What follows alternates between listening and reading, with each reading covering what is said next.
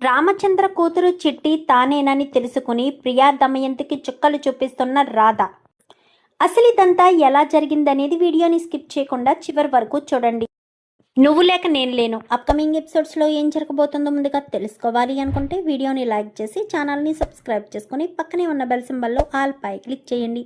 చిట్టి రాధ ఇద్దరు ఒకరేనన్న విషయం రామచంద్ర తెలుసుకోవాలని మీరు కూడా కోరుకుంటే కామెంట్లో ఎస్ అని టైప్ చేయండి. మొత్తం మీద చూసుకున్నట్లయితే గనక ప్రియ సహాయంతో గదిలోకి అయితే వస్తాడు దుర్గ. వచ్చి రాధని ఎత్తుకెళ్ళిపోవాలి అనుకున్న వాడి ప్లాన్ కాస్త బెడిసి కొడుతుంది. ఎందుకంటే చివరి క్షణంలో రాధ దుర్గను చూసేయడం అంటే వాడు వచ్చినవాడు దుర్గాని తెలియకపోయినా ఎవరో థర్డ్ పర్సన్ ఆ గదిలో ఉన్నారు అన్న అనుమానంతో గట్టిగా కేక వేసి వచ్చి విక్రమ్ కృష్ణన్ అయితే హత్తుకుంటుంది. దాన్ని పెద్ద రాద్ధాంతం చేసి దమయంతి ఒక్కరోజు వీళ్ళిద్దరినీ దూరంగా ఉండమన్నందుకే ఇంత మందిలో వచ్చి కౌగులించుకుంటుంది. సిగ్గనేదే లేదా? వాళ్ళ పుట్టింట్లో భర్తతో ఎలా ఉండాలో, అందరిలో నలుగురిలో ఉన్నప్పుడు ఎలా ఉండాలో చెప్పడం చేత కదా. మామూలుగా గదిలో అయితే ఒకలా ఉంటారు, అందరిలో ఉండేదాన్ని వేరే అంటారని. కానీ వదిన నోటుకొచ్చినట్టల్లా మాట్లాడకు. తన గదిలో ఎవరో ఉన్నారని భయపడ్డం వల్లే కదా రాధ వచ్చి విక్కీని పట్టుకుంది. అయినా రాధ నువ్వు భయపడకమ్మా, నాతో పాటు గదిలో ఉందిగా నీ రా అనగానే తనకు వారం రోజుల వరకు తనకు నింద పడింది. తను ఏ తప్పు చేయలేదు అన్న విషయం బయట పడే వరకు తను ఇక్కడే ఉండాలి అని చెప్పనేసరికి రాధ అక్కడే ఒంటరిగా మిగిలిపోతుంది. ఎవరికి వాళ్ళు వెళ్ళిపోతారు. కానీ విక్రమ్ కృష్ణ రాధను తన అగ్రిమెంట్ పేరుతో తీసుకొచ్చాడు కదా ఇంట్లోకి. సో అగ్రిమెంట్ పేరుతో తీసుకురావడం వల్ల రాధ అయితే అక్కడ కూర్చునున్న విక్కీకి మాత్రం నిద్ర పట్టదు. నేనే ఇంటికి తీసుకొచ్చాను, తన పూర్తి బాధ్యత నాది, నేనే తనని బాధ్యతగా చూసుకోవాలి అన్న కారణం చేత విక్కీ మళ్ళీ వచ్చి రాధ పక్కనే కూర్చుని రాధతో మాట్లాడడం. చివరికి ఇంకా రాధ విక్కీ ఇద్దరూ కలిసి ఒకే బెడ్ మీద రాధ విక్కీ గుండెల మీద తల పెట్టుకుని పడుకోవడం జరిగిపోతుంది. మరుసటి రోజు ఉదయాన్నే తెల్లవారేసరికి అందరూ వచ్చేస్తారు.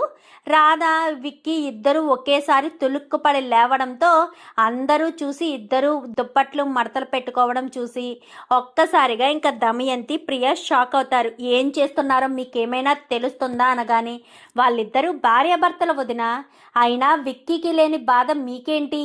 విక్కీ ఏమీ తన మీద నిందపడినందుకు బాధపడడం లేదు కదా.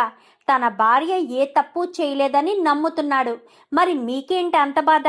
మీ నమ్మకంతో ఎవరికీ అవసరం లేదు, ఈ ఇంటి పరువుతో అవసరం ఉంది కదా. ఏంటి బావగారు, ఏమిటి అత్తయ్య గారు, మీరేమీ మాట్లాడకపోతే నేనేం మాట్లాడుతుంటే నేనే చెడ్డదాన్ని అవుతున్నాను. అసలు ఈ రాధా విక్కీ ఇద్దరు దూరంగా ఉండరా? ఇద్దరు కలిసే ఉంటారా? నేను ఆల్రెడీ రాత్రి చెప్పాను రాధను ఒంటరిగానే ఉంచాలి అని. అది మీరు వినకుండా విక్కీ వచ్చి రాధ దగ్గర పడుకోవడం ఏంటి?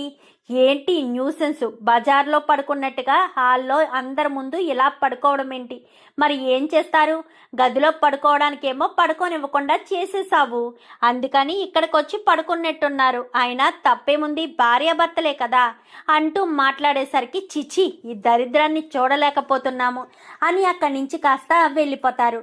అమ్మ వెళ్ళి అక్కడే లోపలే కూర్చోమ్మనగాని అలాగేనండి అని వెళ్ళిపోయి విక్కీ ఫ్రెష్ అయి వచ్చిన తర్వాత రాధ నువ్వు వెళ్ళి స్నానం చేసిరా అనగానే ఇంకా రాధ వాళ్ళ బెడ్రూమ్లోకి వెళ్ళి స్నానం చేసి వచ్చి వేరే చీర మార్చుకుని అదే గదిలో కూర్చుంటుంది. ఇంకా విక్కీ అయితే రాధకు తనకు టిఫిన్ తీసుకుని ఇంకా స్టోర్ రూమ్లోకి వెళ్ళి టిఫిన్ చేయడానికి కూర్చుంటాడు. ఇద్దరు కూడా టిఫిన్ చేసిన తర్వాత రాధ నేను స్టేషన్కి వెళ్తున్నాను, జాగ్రత్త, ఏమైనా అవసరం ఉంటే ఫోన్ చెయ్యని చెప్పి వెళ్ళిపోతాడు. రాధ అదే గదిలో కూర్చుని ఉంటుంది కదా, బోరు కొడుతుంది. బోరు కొట్టి మొత్తం అంతా కూడా స్టోర్ రూమ్ అంటేనే గత్తరగా ఉంటుంది.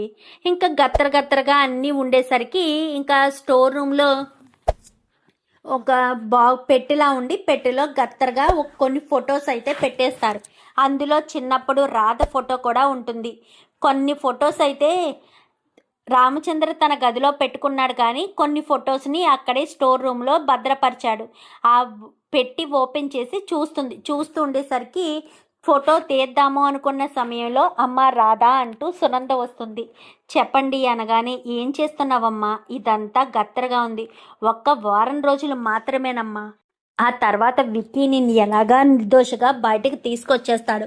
అప్పుడు నువ్వు మా అందరితో పాటు సంతోషంగా ఉంది కానీ నా మీద నింద పడింది కదండి అనేసరికి నీ మీద నింద పడిందని వాళ్ళు అనొచ్చు. నువ్వేంటో మాకు తెలుసు, నీ మనస్తత్వం ఎలాంటిదో మాకు తెలుసు. నువ్వు తప్పు చేయవని మేము నమ్ముతున్నాము అమ్మ రాధా. నువ్వు దాని గురించి ఆలోచించొద్దు. ఈ యాపిల్స్ తిను, అర్థమవుతుందా? నీకేం కావాల్సిన మొహమాట పడకుండా నన్ను అడుగు, నేను ఉన్నాను, నేను చూసుకుంటాను, అర్థమవుతుందా? నువ్వు దేని గురించి ఎవరి గురించి భయపడవలసిన అవసరం లేదు. నువ్వు ఎవరి గురించి టెన్షన్ కూడా పడవలసిన అవసరం లేదు. నేను చూసుకుంటాను అని చెప్పి ఇంకా భరోసా ఇచ్చి సునంద కాస్త బయటకు వచ్చేస్తుంది. ఇంకా ఫొటోస్ తీసింది కదా, ఆ ఫొటోస్ అక్కడే పెట్టేసి వచ్చి కూర్చుని యాపిల్ ముక్కలు తింటూ ఉంటుంది. తింటూ ఉండేసరికి అవును, ఆ పెట్టెలో ఏయో ఫొటోస్ ఉన్నాయి, అసలు ఏంటా ఫొటోసు అని చెప్పి ఇంకా ఫొటోస్ దగ్గరికి వెళ్ళి ఆ ఫొటోస్ అన్నీ కూడా తీసి చూస్తూ ఉంటుంది. తీసి చూస్తూ ఉండేసరికి విక్కీ చిన్నప్పుడు ఫొటోసు, ఆ ఫొటోసు, ఈ ఫొటోసు వస్తూ ఉంటాయి. ఈ లోపు మళ్ళీ వాళ్ళ అత్తగారు జ్యూస్ తీసుకుని వస్తుంది. ఏంటమ్మా రాధా, యాపిల్స్ తిన్నావా? ఈ జ్యూస్ తాగు. ఈ ఫోటోనా? ఈ ఫోటోలో ఉన్నది ఎవరా అని చూస్తున్నావా? విక్కీ అమ్మ, చిన్నప్పుడు విక్కీ. వాడికి వాళ్ళ మామయ్య అంటే చాలా ఇష్టం. వాళ్ళ మామయ్యను వదిలిపెట్టి క్షణం కూడా ఉండేవాడు కాదు. ఏ ఫోటోలైనా సరే వాళ్ళ మామయ్య ఉండాల్సిందే. తను చిట్టి అంటే మా అన్నయ్య కూతురు చిన్నప్పుడే తప్పిపోయింది, చనిపోయింది అని మేమంతా నమ్ముతాము. కానీ విక్కీ మాత్రం చనిపోలేదు, నా మరదలు బ్రతికే ఉంది అని నమ్ముతాడు. ఇప్పటికీ కూడా విక్కీకి తన మరదలు ఎక్కడో చోట క్షేమంగా ఉందనే నమ్ముతాడు అని చెప్పి మాట్లాడేసరికి ఇంకా ఒక్కసారిగా చూసి షాక్ అవుతుంది. ఎందుకంటే ఆ ఫోటోలో ఉన్నది తనే. తన చిన్నప్పుడు తను ఎలా ఉంటుందో తనకు తెలుసు కదా. అలా చూస్తూ ఉండిపోయేసరికి చెప్దాము అనుకునే లోపు ఏంటిక్కడ, ఏం మాట్లాడుతున్నారు ఇక్కడ అంటూ దమయంతి వస్తుంది. వచ్చేసరికి ఇంక ఏం మాట్లాడకుండా సునంద వెళ్ళిపోతుంది. అంటే నేను చిట్టిని, అంటే ఈ ఇంటి వారసురాలనా? నేను పెళ్లి చేసుకున్నది విక్కీ సార్ని అనుకున్నాను, కానీ నా భావన చిన్నప్పుడు అని చెప్పి మొత్తం అప్పుడు గుర్తొస్తాయి ఈ ఫొటోసు, ఇంకా ఫొటోసు అవన్నీ కూడా చూసి ఇంకా అప్పుడు మొత్తం జరిగిన విషయం అంతా కూడా గుర్తొచ్చేసరికి వీళ్ళు నన్ను ఇంతలా ఇబ్బంది పెడుతున్నారు, వీళ్ళను మాత్రం ఎట్టి పరిస్థితుల్లోనూ వదిలిపెట్టకూడదు. ఇది నా కుటుంబం, ఇన్ని రోజులు ఈ కుటుంబం మీద నాకు ఎలాంటి హక్కు లేదని నోరు మూసుకుని ఊరుకున్నాను. ఇక మీదట నేను ఊరుకోదలుచుకోలేదు. వీళ్ళిద్దరికీ, తల్లి కూతురిద్దరికీ ఎలా బుద్ధి చెప్పాలో అలా బుద్ధి చెప్తాను.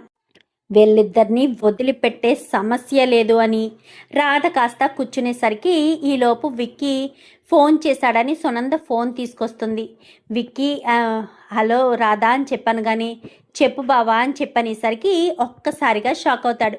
భావన అని చెప్పాను కానీ చెప్పండి సార్ అని చెప్పనేసరికి ఏం చేస్తున్నావు, నీకు అక్కడ బోరుగా అనిపిస్తుందా, బయటికి తీసుకువెళ్ళనా అని చెప్పాను కానీ ఏం వద్దు, నేను ఇంట్లోనే ఉంటానను కానీ సరే అని ఇంకా ఇంట్లోనే ఉండేసరికి బయటకు అలా రామచంద్ర వస్తాడు. రామచంద్ర రావడంతో నాన్న అంటూ పిలవాలని అనుకుంటుంది, కానీ ఇప్పుడు పిలవడం అంత మంచిది కాదు.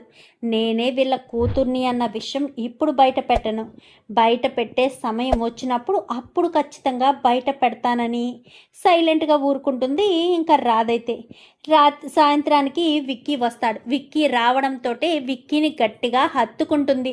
అప్పటి వరకు దూరంగా ఉండే రాధ విక్కీని గట్టిగా హత్తుకోవడంతో ఏమైంది రాధా, ఏం జరిగింది, మళ్ళీ దేన్నైనా చూసి భయపడ్డావా అనగాని అదేమీ లేదు బావా అని చెప్పాను కానీ భావన ఏంటి కొత్త పిలుపు, ఎప్పుడు విక్రమ్ కృష్ణ గారు అంటూ పిలుస్తావు కదా, మరి ఇప్పుడేంటి బావా అని పిలుస్తున్నావు, నేను అలా పిలవకూడదా మిమ్మల్ని, బావా అని పిలిస్తే ఏమైనా అభ్యంతరమా అని చెప్పాను కానీ ఏమీ లేదులే, సర్లే నీ ఇష్టం, నీకు ఎలా నచ్చితే అలా పిలు అని చెప్పి విక్కీ అయితే చెప్తాడు. చెప్పిన తర్వాత ఇంకా విక్కీతో బాగా ఎక్కువ క్లోజ్గా ఉండడానికి ఇష్టపడుతుంది. ఎందుకంటే తన బావే, చిన్నప్పుడు వాళ్ళిద్దరూ ఎలా ఉండేవాళ్ళు, ఇద్దరూ ఒకరినొకరు విడిపోలేనంతగా అంత క్లోజ్గా ఉండేవాళ్ళు.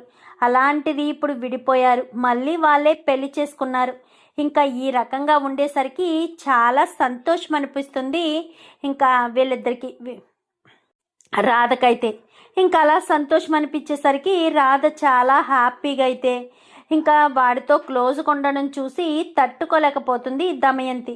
తట్టుకోలేక ఎందుకు మీ ఇద్దరు ఇంత క్లోజ్గా ఉంటున్నారు అని చెప్పాను. కానీ ఎప్పుడు సునంద వాయిస్ రేస్ చేసి మాట్లాడుతుంది కదా, ఇంకా అప్పుడు సునంద మాట్లాడడానికి అవకాశం లేకుండా మేమిద్దరం భార్యాభర్తలం, మేమిద్దరం కలిసి ఉంటే మీకొచ్చే అభ్యంతరం ఏంటి?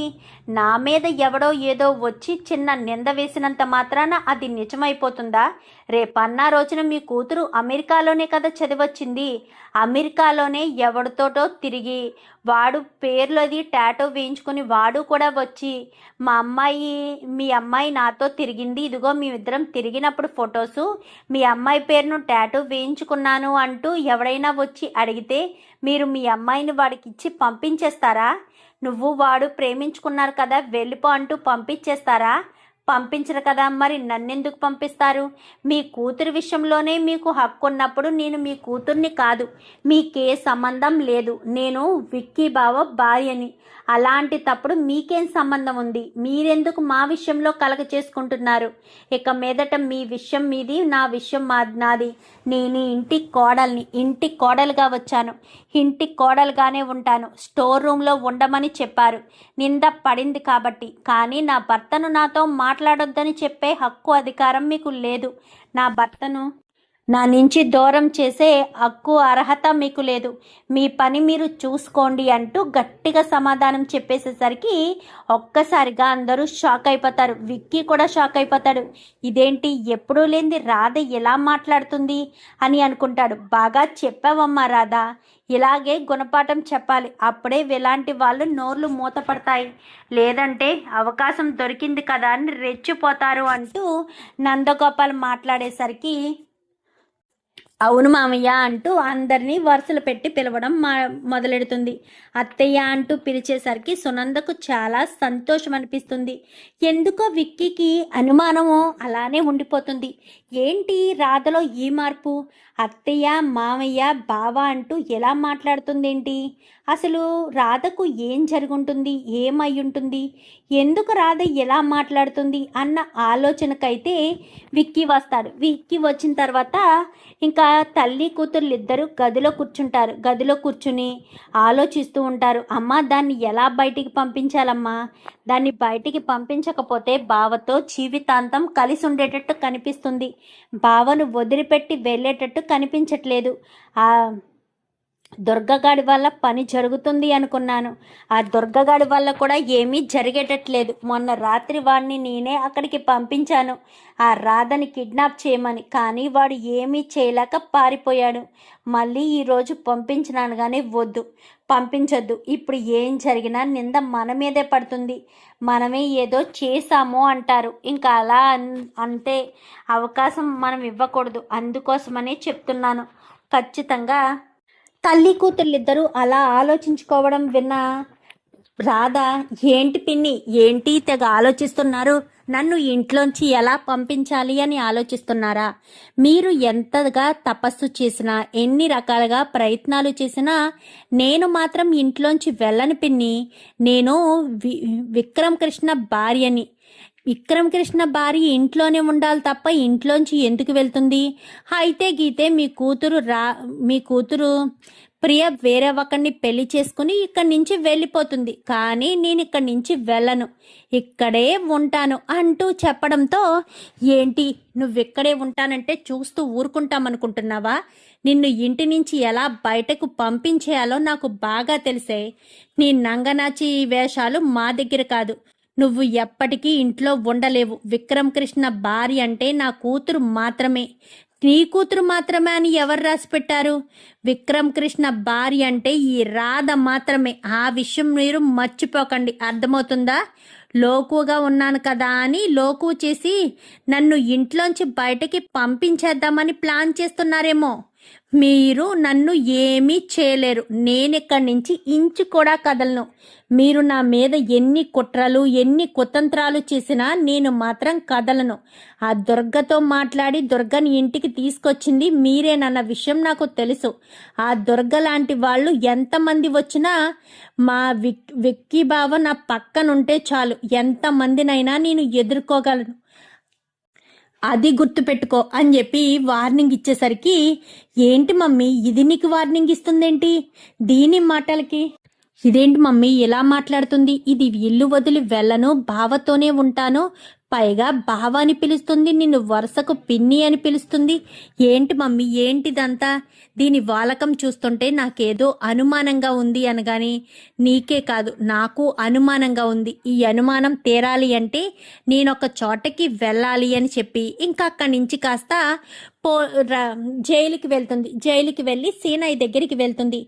ఏంటి సీనయ్య, నీ కూతురు ఆ చిట్టియే కదా?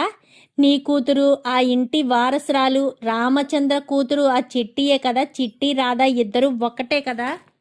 ఏం మాట్లాడుతున్నారు? చిట్టి రాధా ఇద్దరు ఒక్కరేంటి? రాధ నా కూతురు అనగానే, చూడు సీనయ్య, నువ్వు ఎన్ని నాటకాలు వేసినా, నీ కూతుర్ని ఎంతలా కాపాడుకోవాలని చూసినా, నీ కూతురు ఖచ్చితంగా రాధ చిట్టి ఇద్దరు ఒక్కరేనన్న విషయం నాకు తెలిసిపోయింది. నీ కూతురు ప్రవర్తన చూస్తేనే నాకు తెలుస్తుంది అంటూ మాట్లాడేసరికి, ఏంటి దాని ప్రవర్తన అనగానే, నీ కూతురు కూడా తెలిసినట్టుంది రామచంద్ర కూతుర్ని తనేనని, అందుకనే నాకు వార్నింగ్ ఇస్తుంది. నాకు వార్నింగ్ ఇస్తే ఏం జరుగుతుందో నీ కూతురికి తెలియదు కదా, అందుకని నీ కూతురు ఎలా మాట్లాడుతున్నట్టుంది. చెప్తా, నీ కూతుర్ని ఏం చేయాలో అదే చేస్తాను గాని. చూడండి దమయంతి గారు, మీరు నా కూతుర్ని ఏదైనా చెయ్యాలి అనుకుంటే తన మెడలో తాళి కట్టింది విక్రమ్ కృష్ణ అన్న విషయాన్ని మాత్రం మీరు మర్చిపోవద్దు. విక్రమ్ కృష్ణే తన మెడలో తాళి కట్టాడు అన్న విషయం మీరు గుర్తుపెట్టుకుంటే చాలా మంచిది. లేదంటే చాలా బాధపడాల్సిన పరిస్థితి వస్తుంది. అక్కడ ఉన్నది నాల్లుడు, తన బావ తనకు కష్టాన్ని కలిగిస్తాడా? ఎట్టి పరిస్థితుల్లోనే కలిగించడు. విక్రమ్ కృష్ణకు ఒక్క మాట, నువ్వు చిన్నప్పుడు వెతుకుతున్న చిట్టి రాధా ఇద్దరు ఒక్కరేనని ఒక్క మాట చెప్తే చాలు, విక్రమ్ కృష్ణ నెత్తి మీద పెట్టుకుని చూసుకుంటాడు రాధను అని చెప్పనేసరికి, అంటే నువ్వు అది చెప్పి రాధను కాపాడుకుందాం అనుకుంటున్నావా అని చెప్పి, ఇంకా ఎట్టి పరిస్థితుల్లోనూ నువ్వు రాధను కాపాడలేవు. రాధ నా చేతుల్లోంచి తప్పించుకోవడం నీ వల్ల కాదు. చిన్నప్పుడు మిస్ అయినా కానీ ఇప్పుడు మాత్రం రాధ ప్రాణాలు తీసేది నేనే. రాధను మట్టుపెట్టి రాధ ప్రాణాలు తీసి నా కూతుర్ని విక్కీ లైఫ్లోకి ఎలా పంపించాలో నాకు బాగా తెలుసు. నువ్వు అలా చూస్తూ ఉండు, ఏం చేస్తానో నీకే తెలుస్తుంది అంటూ మాట్లాడేసరికి, మీరేం చేయగలరు? మీరేమీ చేయలేరు, మీరు ఏమీ చెయ్యరు కూడా, మీ వల్ల ఏమీ కాదు. అక్కడ ఉన్నది నా అల్లుడు విక్రమ్ కృష్ణ, మీకు బాగా తెలుసు. మీ అన్నయ్యకి ఇంకా బాగా తెలుసు విక్రమ్ కృష్ణ గురించి.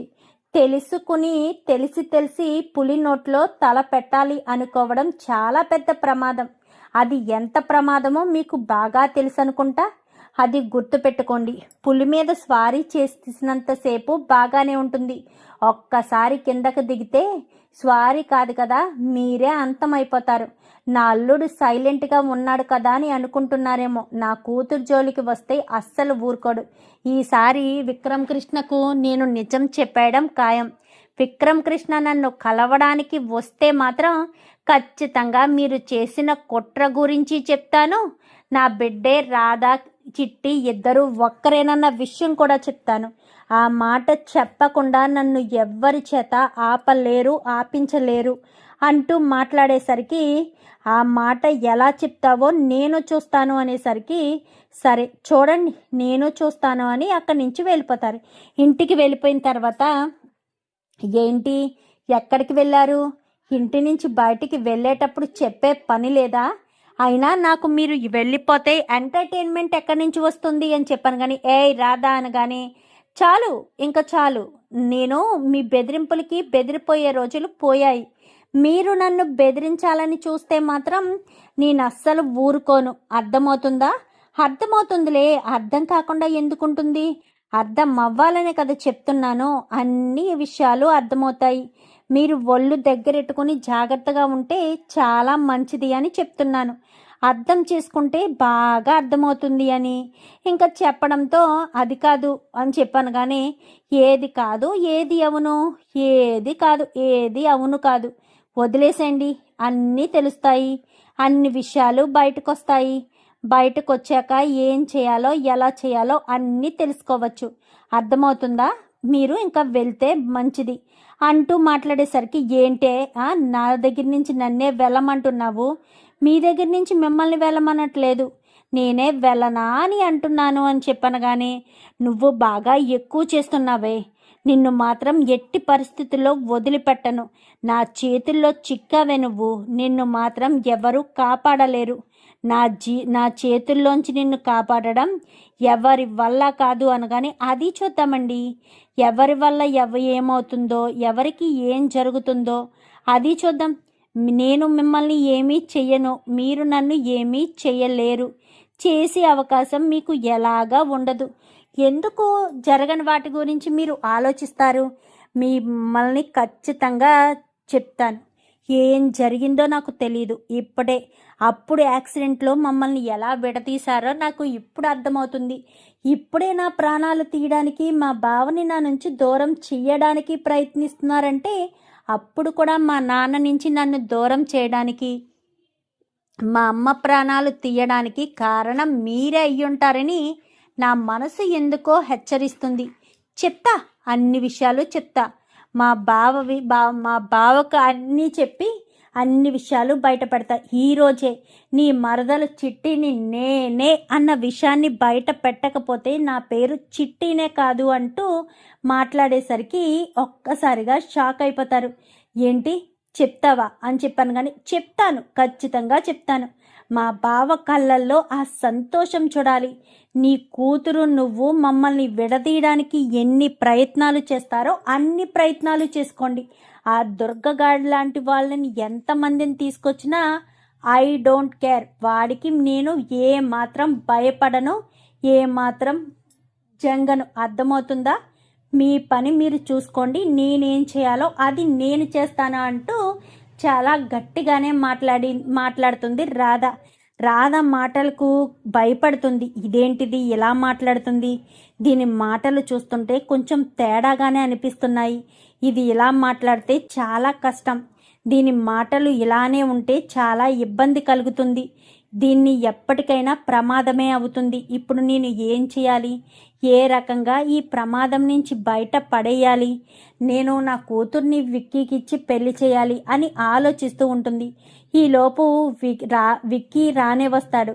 నేను మీతో ఒక విషయం మాట్లాడాలి అని చెప్పాను, కానీ దేని గురించి రాదా అని చెప్పాను, కానీ మీకు నేను ఒక నిజం చెప్పాలి. ఇన్ని రోజులుగా చెప్దామనుకున్నాను, చెప్పలేదు. నాకు ఈ మధ్యనే ఆ నిజం తెలిసింది. ఆ నిజం తెలిసిన తర్వాత మీకు చెప్పకుండా ఉండలేకపోతున్నాను.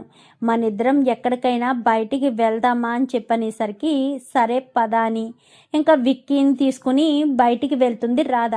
వెళ్ళిన తర్వాత గుడి దగ్గరికి వెళ్దామనగానే, సరే పద అని గుడికి వెళ్తారు.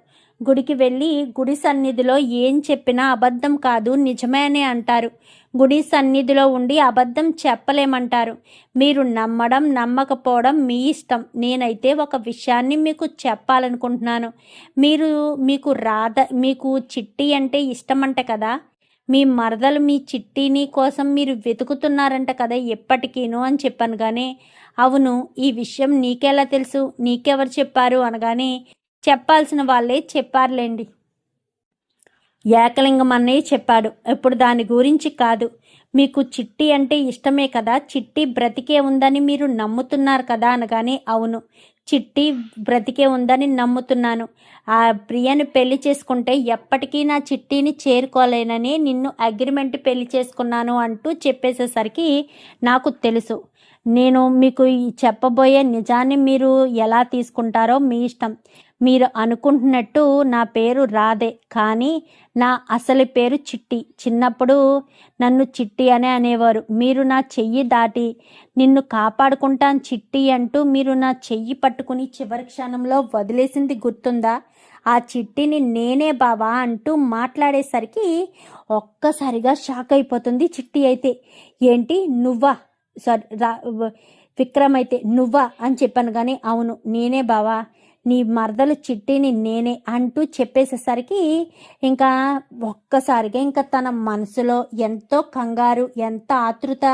నిజంగా నువ్వే నా చిట్టివా అనగానే అవును నేనే నీ చిట్టిని. నీ దగ్గర చేయి జారిపోయి నీళ్ళల్లో పడిపోయిన తర్వాత సీనయ్య నాన్నకు దొరికాను. మా నాన్నే నన్ను కంటికి రెప్పలా చూసుకున్నాడు.